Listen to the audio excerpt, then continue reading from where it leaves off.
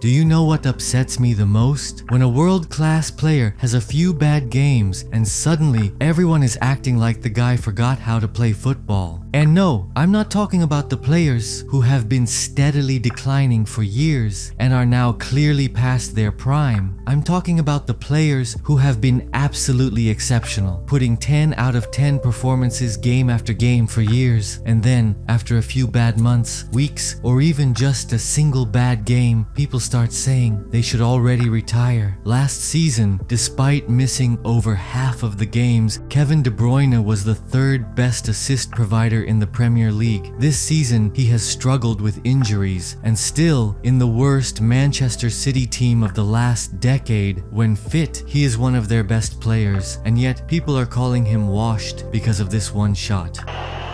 Kevin De Bruyne.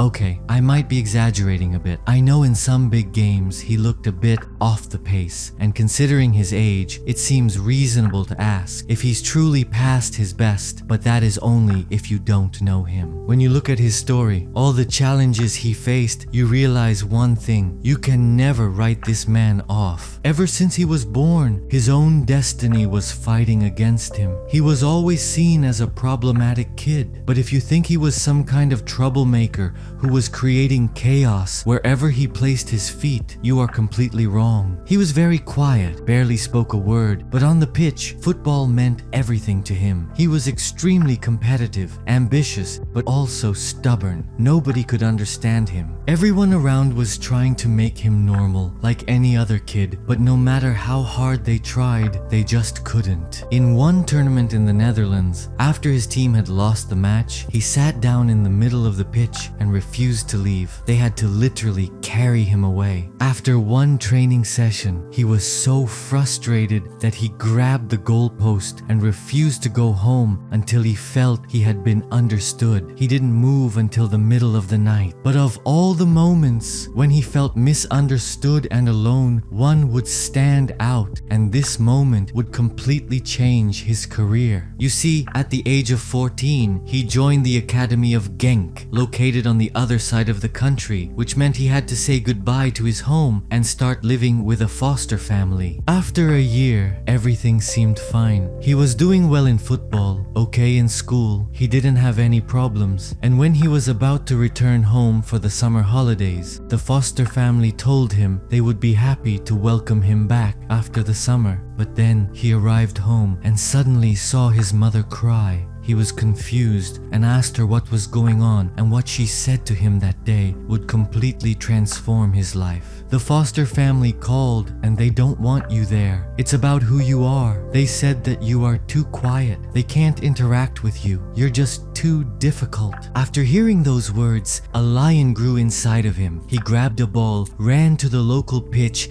and kept repeating those 5 words: "It's about who you are." He made a promise to himself that within 2 months he would make it into Genk's first team. He made his debut just 1 month later. 1 year later, he was already a regular starter, and the following season, he won the Belgian league. But despite his abilities and his undeniable talent at such a young age, it was his mentality that stood out. He was a true winner. In fact, he hated losing so much that one time during a halftime interview, he had the balls to say to the cameras that he was completely embarrassed by his teammates. He was still a teenager. After he became the star of the team, the foster family tried to reach out to him, making excuses, claiming it was all just a big misunderstanding, but De Bruyne was having none of that. "You threw me into the trash, and now that I'm doing good, you want me back? I don't care about you anymore." However, as tough as his childhood may have been, the following years of his professional career weren't any easier, and most of the players in his shoes wouldn't have the mental strength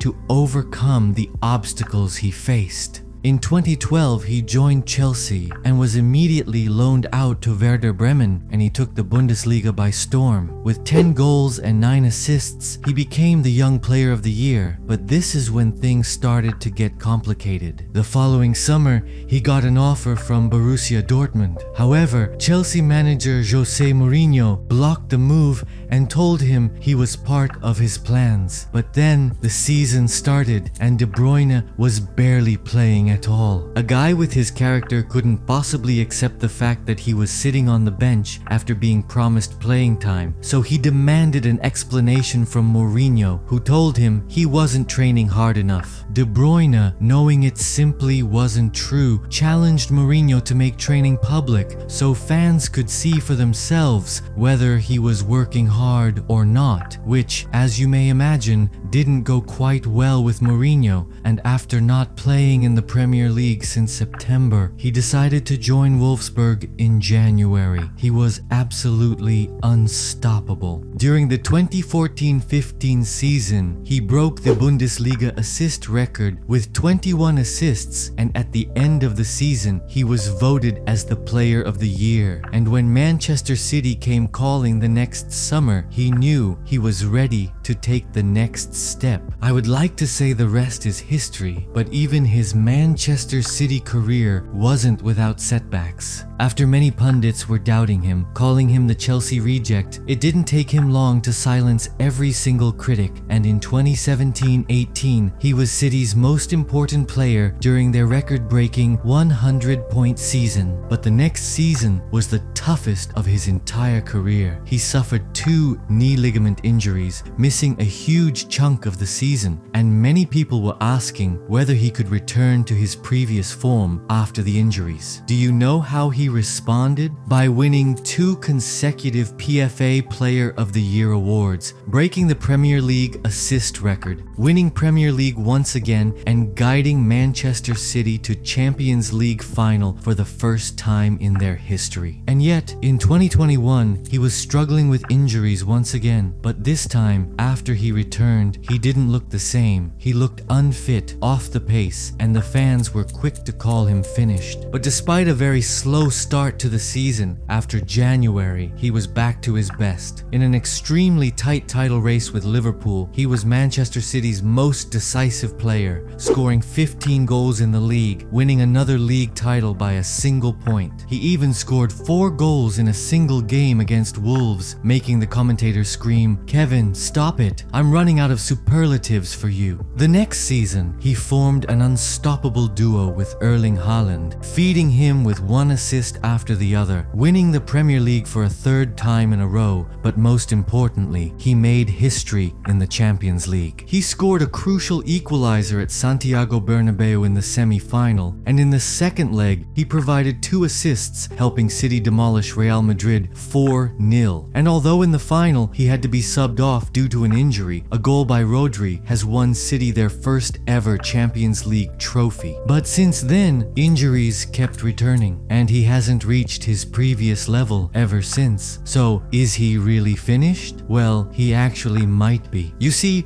while his game is built around his creativity, his ability to pick a deadly pass of any range at any moment, his game is also built around speed. His intensity and work rate are a big part of his playing style, and with his physical performance declining as a result of his injury problems and age, he may have to adjust his playing style to continue playing at the top level. However, Kevin De Bruyne is Kevin De Bruyne. As his wife said, when COVID started, he was running around the sofa. I couldn't cope with him at home. This guy is just obsessed with football, and he will do whatever it takes to return to his previous form. And if it takes changing his playing style, so be it. Do you think De Bruyne is past his prime, or can he return to his best? Let me know in the comments, and if you enjoyed this video, please like and subscribe. It would truly mean everything for me.